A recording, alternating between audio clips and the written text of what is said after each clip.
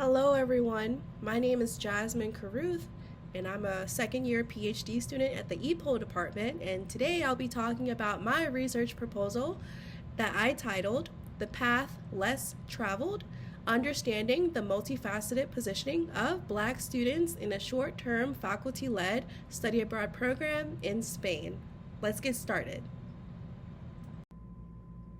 In this presentation, I'll discuss my research proposal on how Black undergraduate students experience a short-term faculty-led study abroad program in Spain at a top research university in the Midwest.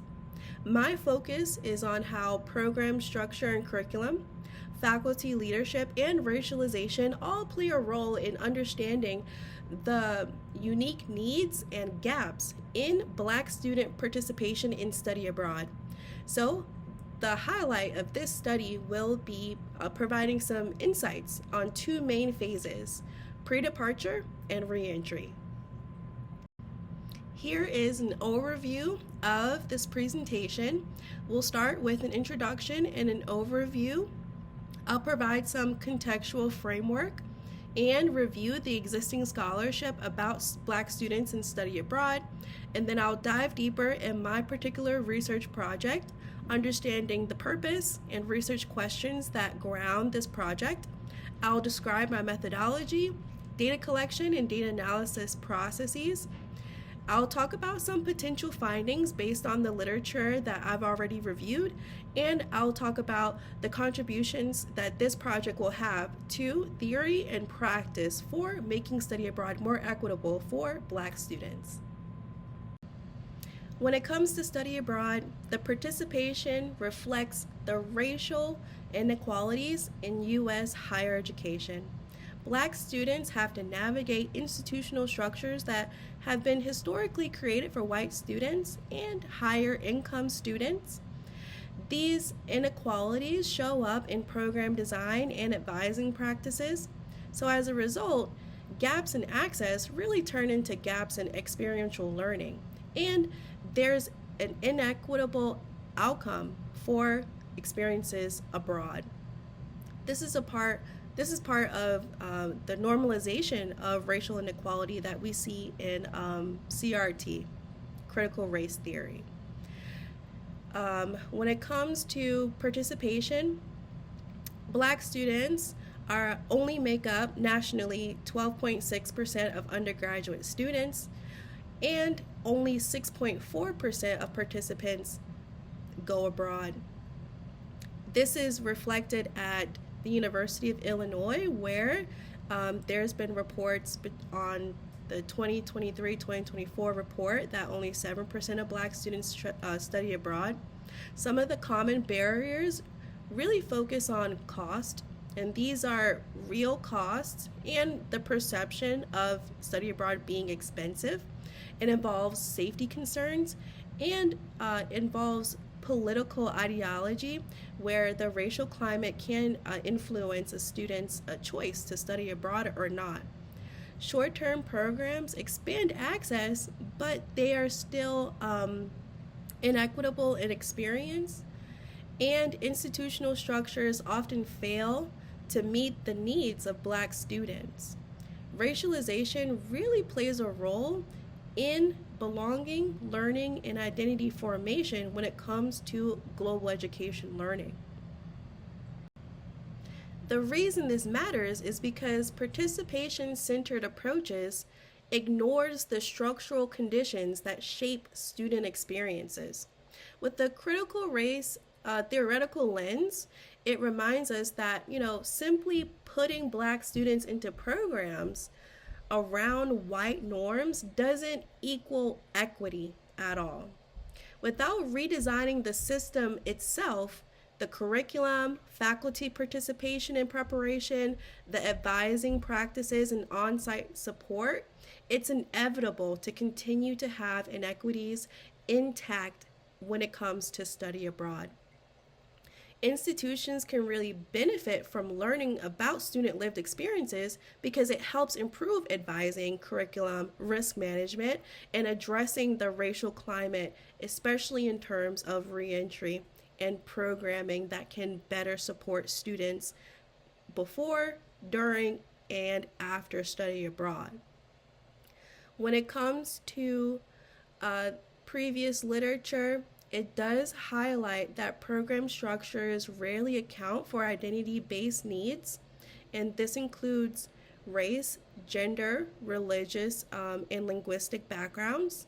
Also, Black students also have to have a burden of emotional labor and safety concerns that makes them a bit different than their white counterparts.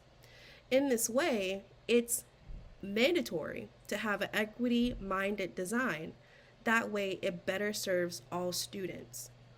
This isn't optional.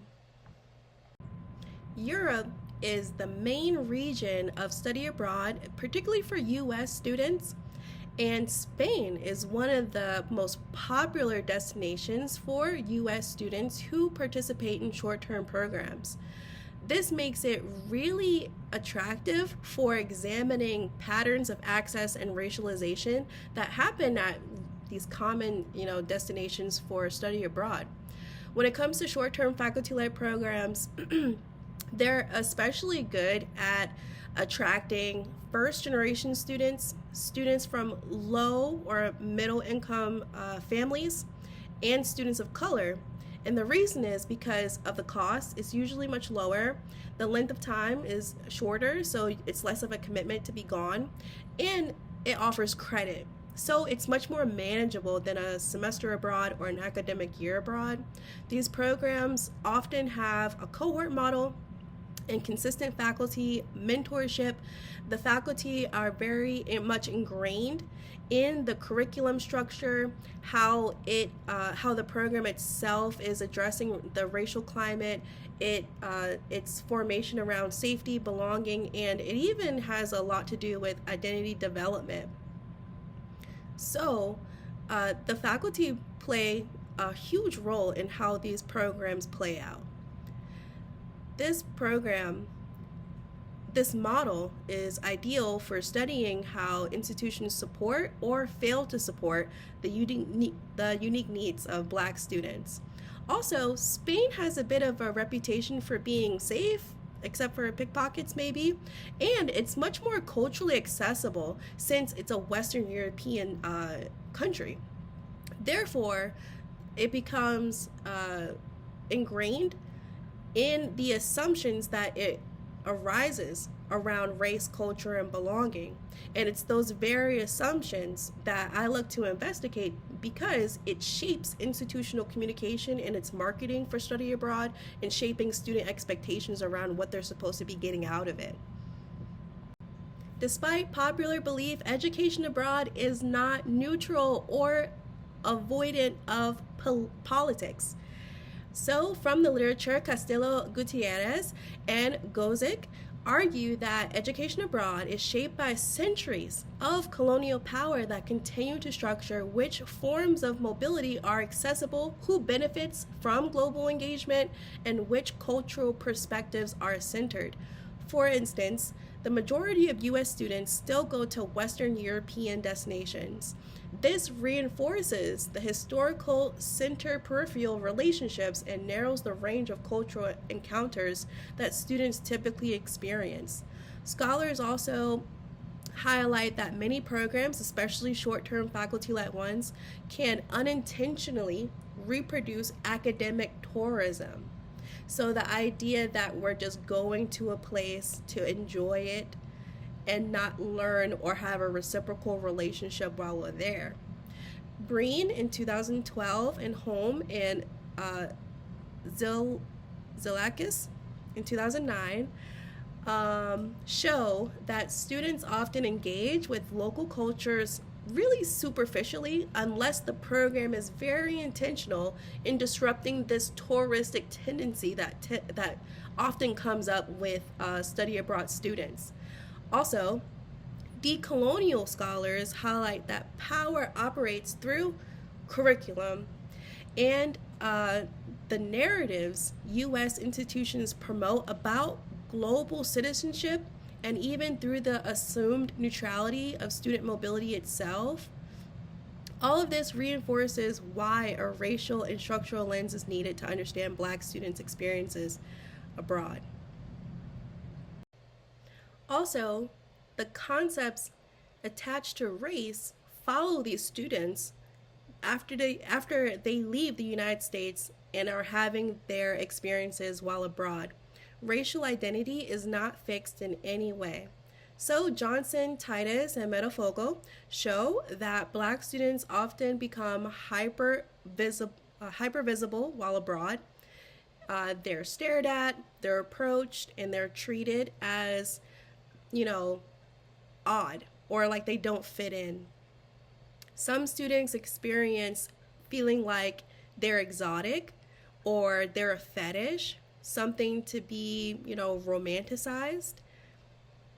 Also, it's been found in the same study by Johnson and others that the local residents categorize and identify these Black students in a way that shows up locally for them, but that doesn't translate to a U.S. context. So they're like misidentified and miscategorized due to the stereotypes and connotations attached to Blackness in that host country. Also, when it comes to staff, it's really common through the literature that these experiences of these racialized encounters are either erased, ignored, not addressed, or they're minimized. Maybe it's something else, not your race.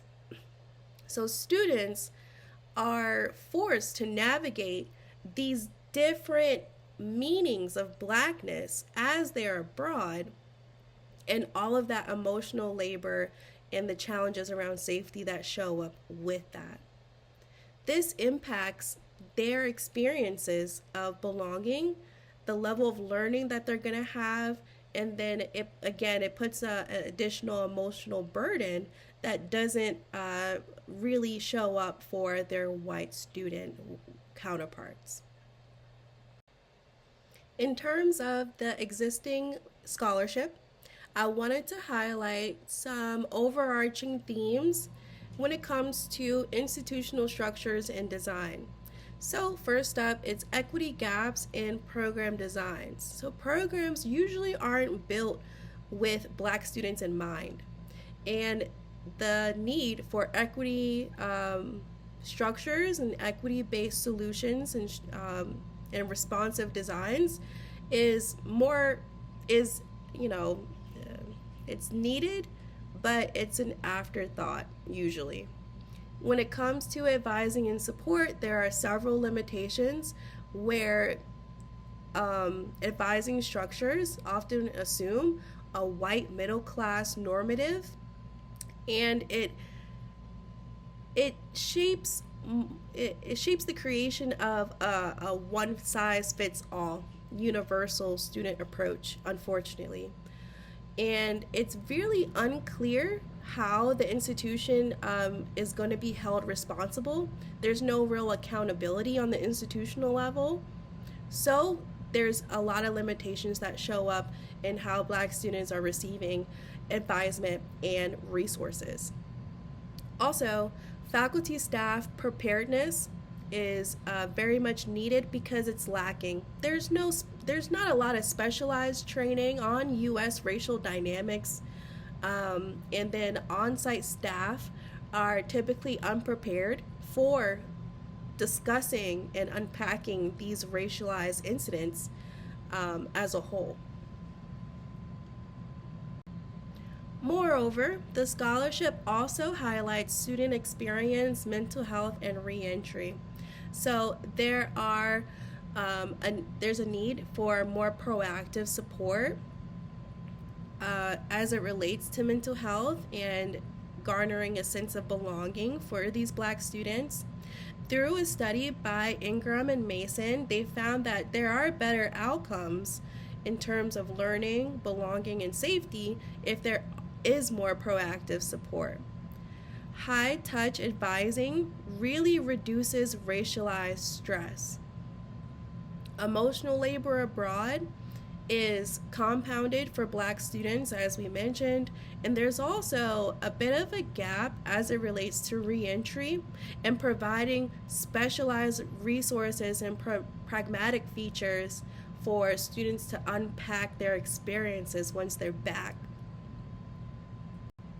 Now, with a greater understanding of the contextual framework and the existing scholarship, let's talk about my study. The purpose of my study is to examine to what extent short-term faculty-led programs at a top university in the Midwest supports Black undergrad students. I'm looking to identify institutional and program level practices that shape student experiences, what's going well, what can be improved, and how can we inform a more equity-minded program design for diverse learners to make study abroad more equitable in the long run. These are my research questions. The first one is, how do Black undergrad students conceptualize the meaning and significance of studying abroad prior to departure? 2, how do students describe their experiences abroad with respect to identity, belonging, racialization, and support? And 3, how do students evaluate the program structure and curriculum in this faculty-led program? This project will take place during the spring semester of 2026. I'm currently applying for IRB approval. Wish me luck. I'm looking to have between 5 to 8 participants. The real focal point of this project is program evaluation. I also am looking to have multiple touch points with the students. So in order to have an emphasis on their narratives, their stories and experiences, and really go into depth in how they're conceptualizing why they went abroad, the benefits of study abroad, the types of experiences they had while they were away, and how well this faculty-led program supported them and their needs throughout that process. Data collection will also take place during the spring semester. I'm looking to have semi-structured interviews, and there will be 2 interviews per participant. The first one will be a pre-departure interview. I'm planning between 45 to 60 minutes. There will also be re-entry interviews per participant, scheduled to be 45 to 90 minutes. I'm anticipating it might be a little longer since they may have more stories to share. These interviews I prefer to be in person because I do plan on transcribing their body language, and the way that they're talking about their experiences will also be very essential to my analysis process. However, considering logistics, if it's not possible, they will happen on Zoom as a backup. Also, I will also use document analysis in order to understand what materials that students are producing or being asked to use throughout the program to understand the program's effectiveness with addressing the needs of those Black students. So this will include program documents, maybe different resources that they need, their assignments, and then the overall curriculum as well. When it comes to data analysis, I'll be following the model provided by Miles Huberman and Saldanas in 2014. They describe an iterative qualitative inquiry. So after transcribing each interview, I will engage in repeated readings and memo writing to develop an early analytic insight and become really familiar with the data.